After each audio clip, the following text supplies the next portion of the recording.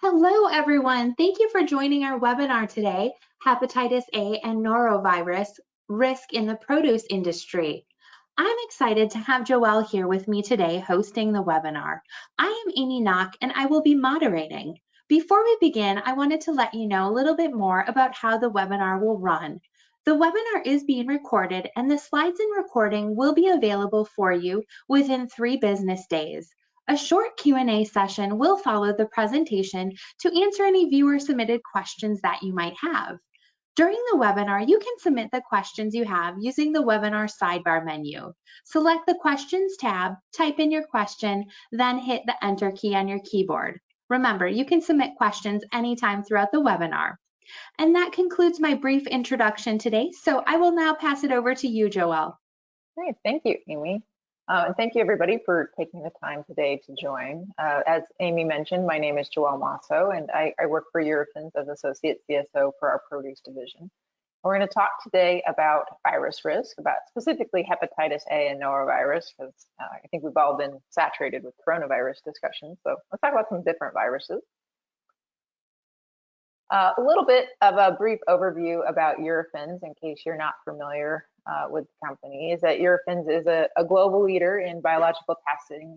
We do over 200,000 different types of analytical methods across our global footprint, which is in 50 countries with over 800 laboratories and over 50,000 employees. So we do an enormous amount of different types of testing, and it's our job really to be a service company where we provide the best analytical results for your companies, and so you can do your jobs better. So that's Eurofins in a nutshell. What we are going to talk about today, get to the next slide, is hepatitis A and norovirus. Specifically, we're going to put an emphasis on what is the significance in the produce industry itself, what could control the risk, and options for testing.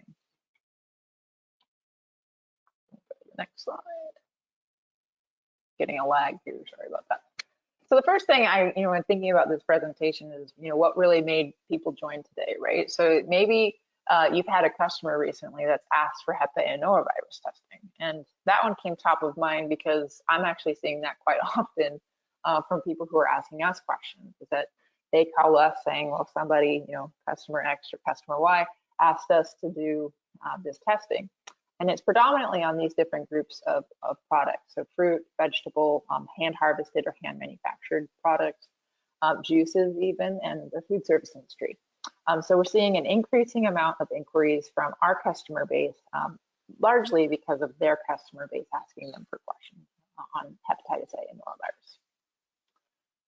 So the other one could be perhaps you're updating your HACCP or your HARPC plan.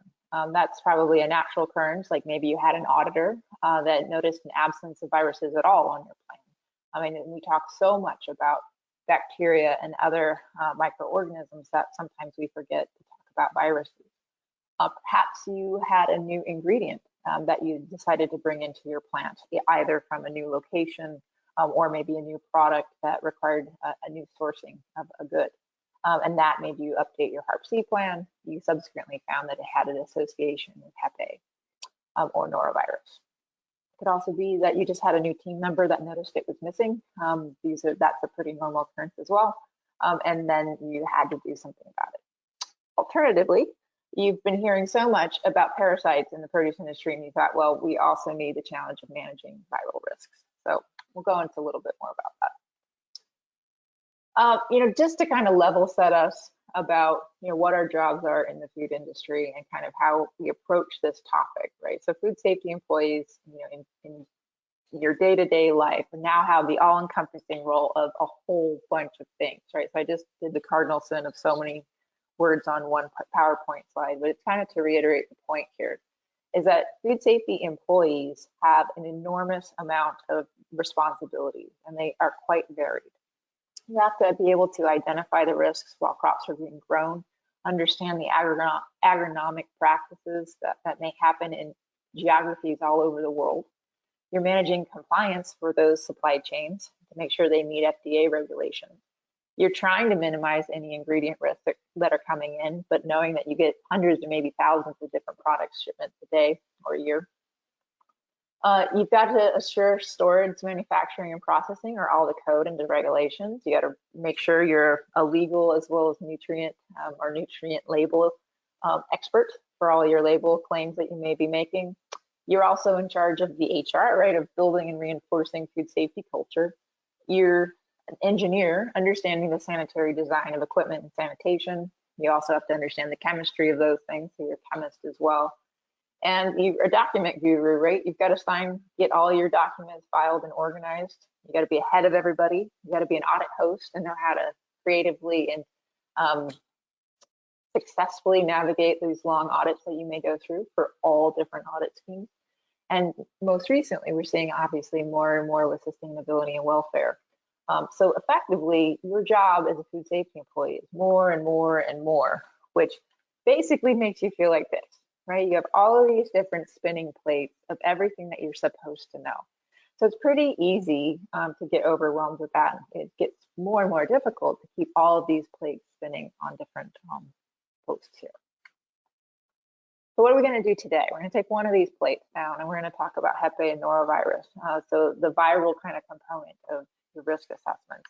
And we're going to connect the dots on these two organisms and help provide some realistic background on these risks and an overview on approaches to testing when needed. So hopefully that's what our take homes are today. And if you have any follow-ups, ask them, as Amy mentioned, as well as you can always follow up after. So if we start at where probably most of you started at and thinking about hepatitis A and noroviruses, you look at your risk assessment and your reasonably foreseeable hazards, right? So your biological, your chemical, your physical, your radiological risks. Today, we're going to hone in on the biological and talk about microorganisms. And generally when we do these presentations, we spend most of our time talking about bacteria. So the big pathogen set, of Salmonella, Listeria, E.coli, Shigella, Campylobacter, Vibrio, the list goes on and on, right? So our HARPC or HACCP plan risks are pretty lengthy. And then potentially, how we approach those in our manufacturing sites or on our agricultural sites is, making sure that we have a comprehensive understanding of those risks. We would probably do product testing at certain times of the year. We certainly do environmental testing, looking for them in our plants. But we often don't spend a ton of time talking about viruses. So that's what we're going to do today.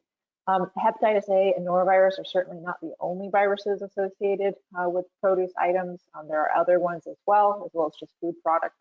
Hepatitis E is another one, as well as rotavirus. But those are not topics that we'll talk about today. I did mention parasites, because we're definitely talking a lot about cyclospora in the industry these days, in the produce industry. Which has some similar challenges in terms of detection as well as environmental risks. So there are some overlays when you think about cyclospores and the other parasites that may be in a produce environment along with the viral risks. So we'll kind of connect those dots a little bit later too. But first, let's just go into bacteria versus viruses on a very high level. So we have this kind of ruler that gives us an idea of how big bacteria are versus viruses. So bacteria are actually 1 to 5 micrometers in general. So you can see them on the third drawing to the left on this picture here. And you can see that it can be detectable by a light microscope, as opposed to the virus, which is 50 to 100 nanometers, so magnitude smaller. It requires an electron microscope, so effectively just really, really small, very, very hard to see. Bacteria DNA based, that's something we all are pretty familiar with our PCR methods and detection methods in the genomic level, while viruses can be DNA or RNA, which we'll go into a little bit more. Bacteria are definitely living. We often hear about how viruses are non-living, but you could also just think of them that they're waiting, right? They're just waiting for the opportunity to be able to grow and exponentially, get into more and more copies. How does that happen? So viral versus bacterial replication. The interesting thing or the unique thing about viruses as opposed to bacteria is that they're host specific. They are very specific to receptor sites of a certain host cell. So you don't see them just being able to infect any type of cell or any type of organism. It defines basically what it can infect. So that interaction between the virus itself and these receptor sites determine its virility and what it can actually infect. In a laboratory, this is important if we think about it in regards to detection, is that in order to grow viruses, since they are just waiting and they're non-living, is that we have to basically give them their host cells so that they can replicate. So when they go into a host cell, they hijack all of the host cell's machinery to replicate and create more and more copies of that viral load. So that's how we would effectively grow them in the laboratory, is that we have an infection of the actual host cell, and then we can grow them up. As opposed to bacteria, which are actually really self-sufficient. So they can replicate on their own when they have the necessary nutrients.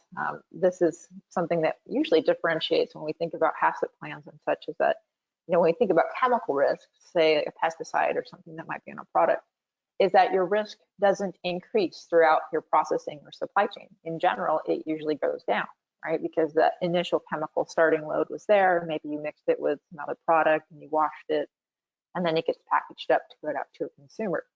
Well, with bacteria is that we always have to worry about growing risk. So if we had one cell to start with a bacteria on a food product, and then it goes through those same processing steps, is we may actually be allowing the time and conditions for that one cell to grow throughout the supply chain, such that our consumer actually has a much higher risk than was there originally.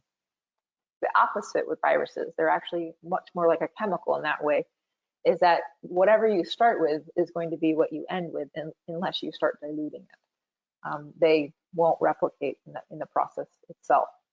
Another thing that's unique about bacteria is that many bacteria are able to infect many different hosts. This is not exclusive to all bacteria, but many bacteria can infect more than one type of organism.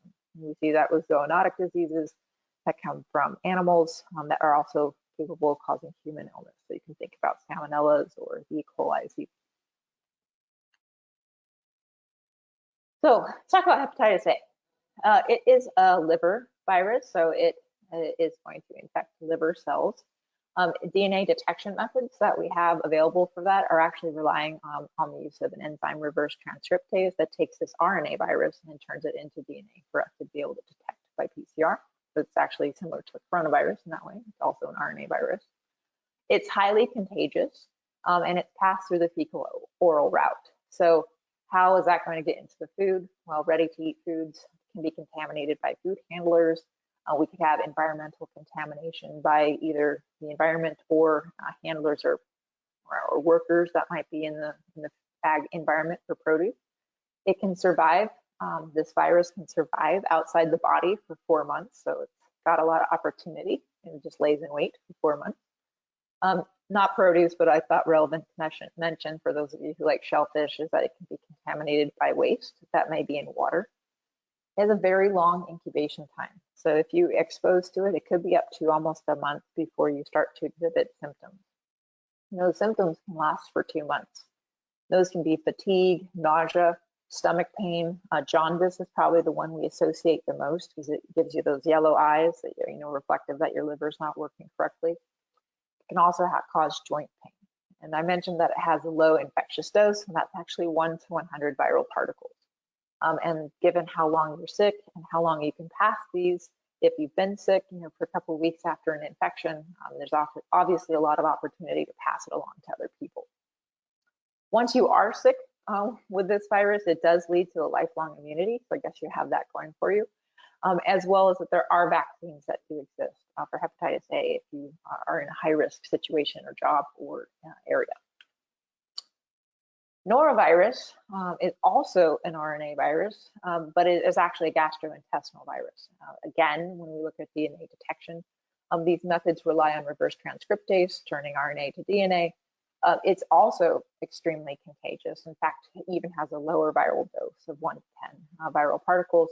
It's also passed through the fecal oral route. So this is, again, contamination by handlers or on surfaces.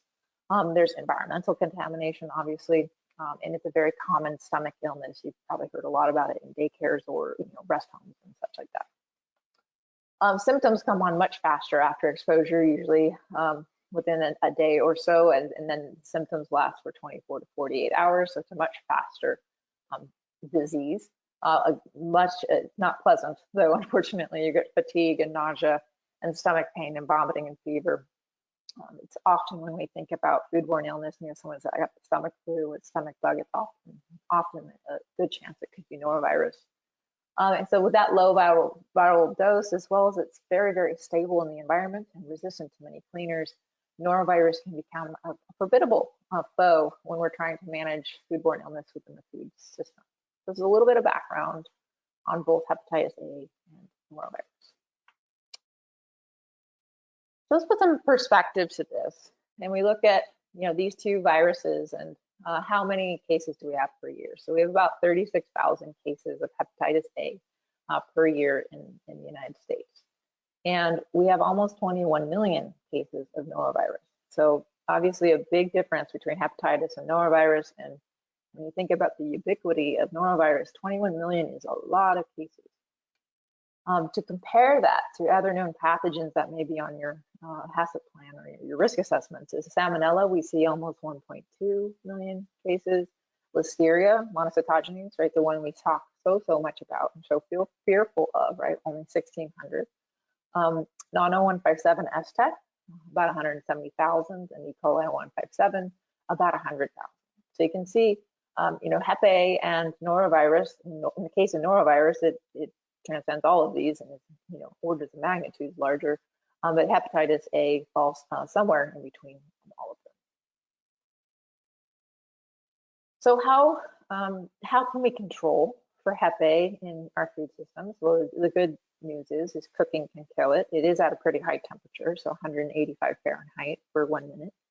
Not so good news is freezing doesn't inactivate the virus. So if you actually think about how I mentioned that viruses are waiting, right? They're waiting for the opportunity. If we have a really high quality freezing system where we freeze products so that preserves nutrients and the quality of our produce, you can also be freezing this virus. And given that it doesn't live, it just waits for its host. You actually are making it pretty viable for whenever that food product is consumed after it's been thawed. In terms of water and municipal water, chlorination and the systems that we have in place should eliminate hepatitis A, which is very good for all of us that get water from these types of systems. Norovirus, cooking can kill norovirus also. It's actually at a lower temperature, so it's a little bit easier, 140 Fahrenheit or above. Freezing also doesn't inactivate this virus. And unfortunately for us is that norovirus is particularly resistant to many common disinfectants and hand sanitizers. And it's one reason why it's been often deemed the cruise ship illness, because given the high density of people, the amount of surfaces that so many people touch at the same time, you can have very, very large outbreaks of norovirus that hit a whole cruise ship within a day. So it quickly becomes a ship or a trip that most people don't want to be on. So that's one reason norovirus is particularly hard to control in these high density environments. When we talk about produce risk from hepatitis A and norovirus, where is it coming from? How can we start to address it? So one big one is contaminated ag water. That can happen from blood events or from water treatment failure, obviously, or fecal contamination that may be out there. Additionally, poor good agricultural practice, so poor GAP management of people's hand washing or porta potties and those sorts of things are all huge contributors to potentially spreading hepatitis A and norovirus if you have infected employees. Or if you're in areas where maybe those municipal water systems aren't great, and you're maybe in a more rural area where a flood event happens and suddenly human sewage is somehow, hopefully diluted, but getting into your food system at some point. So just give some ideas about this. This is kind of when we think about the diversity of produce and where hepatitis A and norovirus could get into our produce system. Is obviously you have these flood events. Now you maybe had huge rain, or in the case of you look at tropical storms, or hurricanes, where you get this overflood of everything that gets into your water system. Those are obviously key indicators that something could be wrong. But you also have to think just about where are you storing porta potties? Are you seeing workers that are going out with stomach illnesses? And you definitely want to be diligent about that. just given how few particles are needed to pass along a risk. When you think too about, hand touching product or sorting product, is that we still do see a lot of this, generally, and hopefully it's with gloves, but depending on glove practices as well as good agricultural practices and GMPs, that could still potentially be a problem. So if we think about that, we always need to be very diligent about creating that food safety culture for good agricultural practices and good manufacturing practices. So when we look at, just to put it in perspective, some recent, or cherry picked, I should say, produce outbreaks for hepatitis A. We see this graph, for the CDC, and this is for all hepatitis A, not just produce related. But you can see that it has been steadily increasing in cases per 100,000. I mean, I think it's probably easy to say that somewhat this is from, reporting bias, and that we have created better systems to report hepatitis A and detect it. But certainly, the take home is that we are seeing more and more cases attributed to this organism. Recent kind of produce outbreaks. So in 2019, we saw a hepatitis A multi-state outbreak for blackberries in 20 cases and 11 hospitalizations, and it was across 7 states. In 2016, we saw one with IQF strawberries, 143 cases and 56 hospitalizations over 9 states. 2013, we saw a very large outbreak in Europe with frozen berries, and that was almost 1,600 cases, and unfortunately led to 2 deaths. In 2012, this was a multi-state outbreak that led to the recall of many, many different frozen berry blends because of the pomegranate arils that were eventually attributed to this problem. 165 cases with 71 hospitalizations in 10 states. So you can definitely see the impact that hepatitis A could have on your supply chain, and when you think too about how you may receive, these berry products, and they're often blended or they're put into other products, as you can think about the potential exposure from a recall as well as outbreak perspective. What about hepatitis A? So, hepatitis A fate in food. Well, they're very stable in the environment. So in water, soil, and surfaces and hands, they can stay out there and be waiting for the opportunity to move on. They're not going to be inactivated by cold temperatures, so 3 to 10 Cs or refrigeration temperatures are not going to do anything. Studies have actually seen in bottled water that was put at refrigeration temperatures at 4 C, they remained infective for a year. On lettuce and carrot products, they remained infected for 4 days, whereas green onions were actually found to remain infected for 20 days. So it kind of gives you some ideas of how long exposure could last. As I already mentioned, freezing does not inactivate these viral particles, and they can actually show that infectivity survives for lasting at least 3 months. Many large outbreaks have been associated with frozen products, so it's definitely something to think about if you're sourcing these goods. When we talk about norovirus outbreaks and recalls, and think about first is that it's one of the leading causes of foodborne illness. If you look at this CDC chart here, is that it's the #1 cause actually of diarrhea and vomiting in the US, and it's either from coming in contact with an infected person or with touching a contaminated surface. And basically 61% of those events are direct contact or a contaminated surface. And this is the one that's the cruise ship one. So it's very fast to spread, hard to clean given its resistance to sanitizers. It's also a food service risk. So if you've got people who are preparing food and then handing it off and people are going to eat the product without any other preparation, obviously it can very quickly spread. In regards to where we've seen other products that have had issues with norovirus, we've seen processed leafy greens, fresh and frozen fruits, and oysters have been all associated with outbreaks. And in 2019, we did see a frozen blackberry recall due to norovirus as well. So basically, I think we can say, if we're thinking about it as like a HACCP plan, what are our risks? I think we can fairly easily say that we've identified it as a risk. So then really, we did that by looking at association of past outbreaks and recalls. And so we can see that it can certainly lead to illness and they are known risks.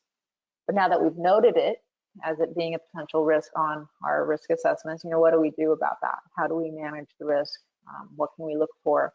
Are there certain areas or regions, that we've learned from these outbreaks and past recalls to know that they may be higher risk than others? And then certainly, does testing play a part at all in managing this risk? Well, think about, if you're choosing to think, well, it's a risk that's been identified, but is there something that needs to be done about it? Well, the FDA definitely came to the conclusion that they wanted to know. So they started monitoring frozen berries for hepatitis A and norovirus a few years ago. As of 2019, September 30th of 2019, so a year ago, they had tested almost 800 samples of either domestic or imported frozen berries. And at that point had found 13 products that had tested positive for either Hep A or norovirus. And these were on either domestic or international supplies of frozen berries. So it's not something that is purely an international sourcing problem.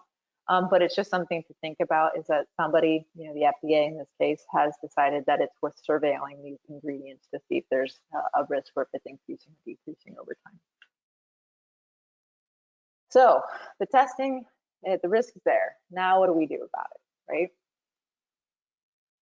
Let's go back to thinking about something that's probably a little bit more common for us to go about looking at, is bacterial detection. So we have this limit of detection. If we have too little target, we get a negative, but that's actually a false negative, right? So time to getting to a positive, or being confident in our positive, still requires the biological growth. And we have that luxury with bacteria because it, again, is self-sufficient, right? As we think back to that one of those first slides where viral particles rely on their hosts to manufacture more viral particles, bacteria can manufacture more of themselves. So they're able to grow up, from theoretically 1 cell in your sample to, 10,000 cells, which is the limit of detection for most PCR platforms or genomic platforms. So we have this opportunity to increase the target and basically make sure that we can detect 1 CFU, even though our limit of detection for our PCR platform is higher than that.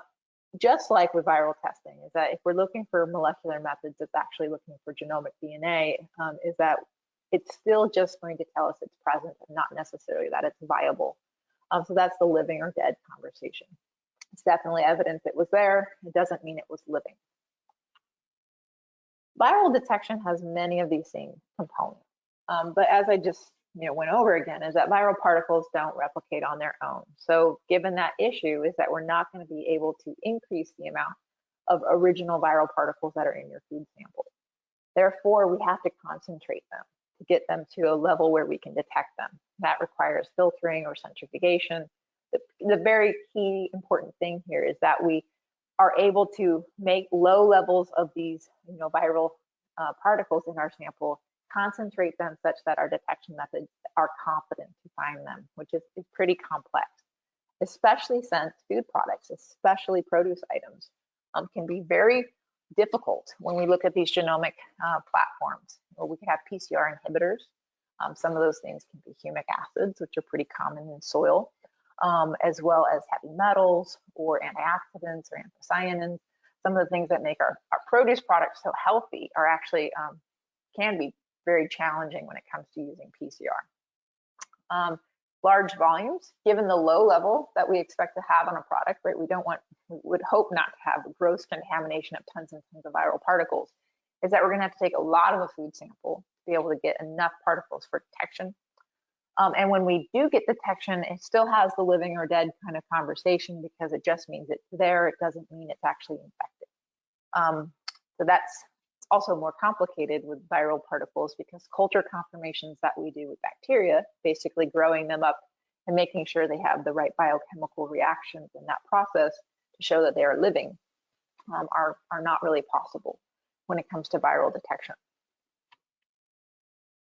But we do have methods, a couple methods. So the method to detect hepatitis A and norovirus, FDA has a method, the 26B BAM method, if you want to look it up.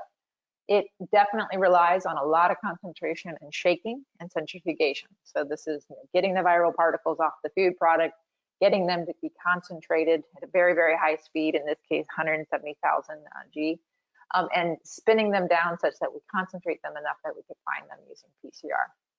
The DNA extraction, the more complex than most of our normal PCR extractions because of the inhibitors issue. Then we do amplification. So this is the FDA method, and a very widely used method, especially in Europe, which does more testing for hepatitis A and norovirus, is the ISO method. It also relies on centrifugation through shaking and concentration through centrifugation. There's many steps of that, and again, a more complex DNA extraction to help try to deal with the inhibitors issues, as well as process controls through extraction through amplification. So you want to make sure that, are you doing all of these steps correctly? In many cases, that's use of murine norovirus that is used as a control. Again, finishes with PCR amplification. So the next thing, so we have ways to detect it, but what do we do about controlling it? So the risk is identified. So when we think about the contributing factors that bring hepatitis A or norovirus into our environment, is that it could be supplier related. If they're in a high endemic area of hepatitis A and norovirus, or perhaps they're surrounded, by fields or municipal systems that are not well managed or maybe not present, those would definitely be higher risk suppliers in terms of many different risks, but would be inclusive of Hep A and norovirus. Think about your harvest audit, and it's not just, are people using gloves, but also how porta potties are managed, how are they touching tools, how do they use gloves? I think we always, gloves are love or hate them, right? Is that you put them on your hands and you feel like you're protected, but sometimes people forget that they're, really just touching everything using those gloves, so they can actually become conduits. Make sure you do good manufacturing practice reviews too. We talk a lot about, well, it's the agricultural risk, and it certainly is, but we also have a good amount of hand touching in our normal facilities, and we need to make sure we're doing that same due diligence with our inside employees as well as our outside employees. And obviously too, there's always opportunity for testing to be able to identify or quote unquote see our risk. One key thing, right, we all start this out with looking at our HACCP plans and such, is know your higher risk items. So look for your past outbreaks and recalls. Look for areas that may have known outbreaks or epidemics, and target testing where risk is elevated. That's ways that you can feel better about how you're managing your risk within your supply chain. You can also develop surveillance methods to identify trends. Let's talk a little bit more about that, about where testing falls in managing risk. So anyone who's ever attended any of my webinars knows I go over this because it's common that we need to remind ourselves, but testing just identifies risk, right? It doesn't change it. So it tells me where I am, but it doesn't do anything to change it. What I do about it is what changes it. So if we find something with viruses, we also have an added complexity, unlike with some bacteria that we look at, is that we don't know if it's infective or non-infective. It's truly the PCR detection of that it's there. And given that we can't replicate it on its own, it's much harder to know whether or not it's infective or non-infective. The limitation with testing in this category too is that if contamination is small, which we would hope, right, maybe only a few particles, is that we're just maybe not going to get to that threshold where our detection system can actually see it. And then obviously too, many of these products, inclusive berries, are known for this, have many PCR inhibitors that can actually make it hard to do PCR on these products. We're actually concentrating a lot of this, so we have to be very careful about that and how we're doing our systems. Given all that, when does testing for hepatitis A and norovirus make any sense? Test plan design, right? So we have different types of testing: surveillance, lot acceptance, and investigatory testing. In regards to hepatitis A and norovirus, we'll probably talk mostly about surveillance testing, as we want to figure out if there's a normal occurrence of the target. And then we can help identify when risk increases. Maybe there's different times of the year where there's flood events, or where you have seen in a certain growing area, there is an epidemic that happens every summer, say, for these products. So just identifying when risk increases the opportunity for you to manage the risk. It can also be used to dictate appropriate lot acceptance plan testing. So if you are finding that there are certain suppliers or areas or times of year, maybe that's when you do testing And so it can actually home in for you a more successful testing approach than just randomly taking samples. You also might have investigatory testing with Hep A and norovirus. Perhaps you know you had employees that tested positive for Hep A. Technically, they should actually report that to you. You could do root cause testing, see where it came from. If it came from any of your sites, you could definitely expand it and look at higher risk suppliers or items, and explore what's going on in your environment, whether it be in the agricultural side or in your good manufacturing practices inside your facilities. So in summary, hepatitis A and norovirus are very, very common risks in the food system. So we think about norovirus with almost 21 million cases in a year. It's definitely something that all of us are likely to encounter at some point. Hepatitis A, thankfully, is not as common, with just around 36, I think it was, 1,000 cases, but it's certainly not something we all want to get when we're getting a serving of berries or some other product. Really, when we think about control of these viruses, it's somewhat similar to the conversations we've had about parasites, is that really a lot of what we need to be doing and putting efforts on is our good agricultural practices, our good manufacturing practices, and having a really good thorough risk assessment of supply chains. That's going to be critical as we try to manage these products and these pathogens in systems where they're kind of hard to detect. And that's the same conversation and take homes we hear about the parasites with cyclospora, is that they're out there. We know they're in our environment, but getting to concentrated samples of these, or even finding them on product or with employees, is very, very difficult.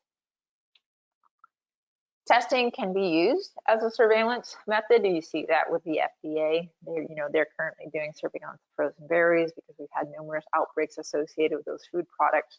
But it also can be used in investigatory situations. You may see that you're having a foodborne illness running through your employees. That's obviously a risk to your food consumers that you may be putting out. So you may want to look in your facilities or harvest tools, certainly on porta potties and surfaces that people might touch, to make sure that you're not spreading that and making it not just a localized problem, but a much bigger problem. And when we think about test methods for these viruses, we still are very reliant on concentration and genomic identification, right? So it's great if we can get to be able to detect that low-level particles that may be on a food product, but it's still pretty difficult to do so, requiring lots and lots of preparation and shaking, centrifugation, and time. Quite frankly, it's not a very fast test method. And then we have the other issue with genomic identification, is that really at this point, we don't have any assays that can tell us is it infectious or not very easily. As that's opposed to if we look at bacterial detection, where we have the luxury of being able to grow them up in the lab on their own. So it does give us pause, right, when we think about how do we approach hepatitis A and norovirus in our plants or in our food systems. It's certainly a risk that we can't ignore when we look at our HACCP plans and our HARPC plans. They are definitely associated with produce-related items. The trick is, what are the implementation methods that we can do in place to help minimize the risk, or even better understand our exposure? Certainly in that space, testing can have utility, but it's always best to kind of approach that from a programmatic, efficient way, so that you aren't just randomly testing things and have low likelihood of finding stuff. So with that, I'll open it up for questions, and I thank you for your time today. Thanks so much, Joelle, for your presentation. And I'm just going to launch the poll right now. So if anyone would like us to follow up with them after the webinar, certainly just select yes, and we will reach out to you after. And there have been a few questions that have come in to the chat here. So the first question, given the high cost of testing for hepatitis A and norovirus, is testing the right choice to minimize risk?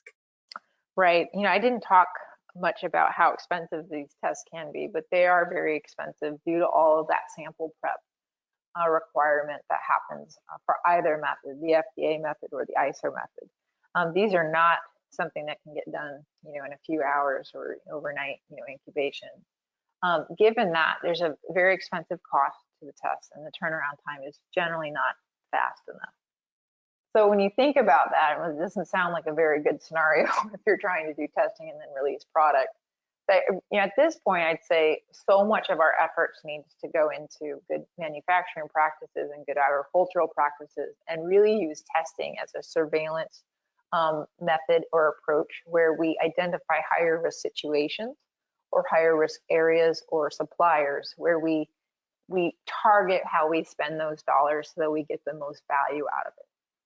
Obviously, too, is that if there is an ongoing recall or outbreak, or perhaps some association that you think maybe this could be a situation where we could have increased risks for these organisms, like maybe a flood event or tropical storms or whatnot that may be near your product, it wouldn't be a bad idea to do investigatory testing. But from a routine, like every lot of product that I'm putting out every day, it's probably not the most efficient use of your testing dollars. That's at this point. A lot of what we need to be doing is just honing in our practices and understanding how risks change in our season or supply chain so that we maximize the impact on food safety. Great, thank you for that. Next question that we have here is, we have items that have had Hep A outbreaks in the past, but our supply chain hasn't ever had an issue. Do we need to put it down as a risk? Got it. I think this is one of those where everything is safe until it's not discussions. And unfortunately, this is a pretty common one. I think this is why we often don't see hepatitis A or viruses even on HARPC, HACCP plants all that frequently, is that given that we often control some of the same risks with bacteria, as well as we don't really know what to do about it once we identify it, it does become a question for people, do I put it down? The answer is assuredly yes. It's most definitely a risk that's been identified with different products. I think, though, when you look at, okay, now that we've identified it, a lot of it then goes into what we talked about is, how can we substantiate our control of it? And those controls then become really supply chain management, good agricultural practices, good manufacturing practices, how you verify those, and then the component of potential surveillance testing. And that may not be something you do all the time, but it can definitely be a way to give spot checks of whether or not something could or may not be a problem in the long term. And it's definitely something to think about as you start to source from different areas around the world, is that supply chain constraints and really hepatitis A and norovirus issues across the globe are quite different in different countries. So it is something to be aware of. So put it on your HACCP plan, and then also think about not just the product, but where it's coming from, and if you have to put different mitigations in place for those origins. Great, thank you for that. And kind of leading off that response, Joelle, someone had a question. They were wondering about international requirements, like countries such as Australia, China. Where can they find those sorts of requirements, and is that something that you can help with? Got it. I mean, off the top of my head, I can't tell you all countries' requirements. I can say, given Eurofins' footprint, we have colleagues in almost all countries, so we could definitely help with that. In regards to Europe, I definitely know there's much more screening for Hep A and Norovirus, where it is something that's required to be tested. The United States, it's not a requirement at all yet at this point, but certainly as products go out into other countries, they often impart regulations for just better coverage of making sure things aren't coming into the country. So if you have those questions, feel free to reach out to us. We do have a network of experts across the globe that can help us know whether or not it's a requirement or just a nice to have or not a requirement at all. Wonderful, thank you. And I think we have one more question here that did come in. So once you identify risk of these viruses in your supply chain, what can you really do about it? Yeah, I mean, I think unfortunately this is somewhat similar to the cyclospore, conversation that many people have been presenting on recently, is that at this point, given that detection methods are good, but they're not great, as well as they're still expensive and take a lot of time. So much of our practices need to go into prevention and really looking at our practices to make sure employees are healthy, make sure that we have the opportunities and we can identify people who may be sick, as well as really getting to know our sites, as well as our growing areas, to know when conditions might change that would trigger us to do something different. I think that's really important, is that it's easy for us, especially because that list of, how many things food safety professionals need to do has gotten so long. We have so many plates that we're spinning that it's really easy to do like a site assessment or, a harvest audit and check the box, file away the report, and not recognize that those can change in a heartbeat, right? Something in those environments can change very quickly. And it's our job as food safety professionals to be able to identify those changes. So I think that's probably the first thing that we can do, really, to help minimize risk, is to focus not just on good manufacturing practices and good agricultural practices, but recognize the ongoing fixation on recognizing when those change, or when there may be conditions around the environment that may impact our implementation of those. That's probably the first approach, because so much of this with hepatitis A and norovirus and even our bacterial pathogens really goes down to prevention. It's much easier to get out of the food supply chain if it wasn't there to begin with. Okay, great. Thank you. And it looks like we don't have any other questions at this time. So I think that will wrap up the Q&A session. Again, I want to remind everyone that a recording of the webinar, along with a copy of the slides that were presented today, will be available within 3 business days. And again, thank you, Joelle, for your expertise and your presentation today. And again, thanks everyone for attending. Thank you. Thank you.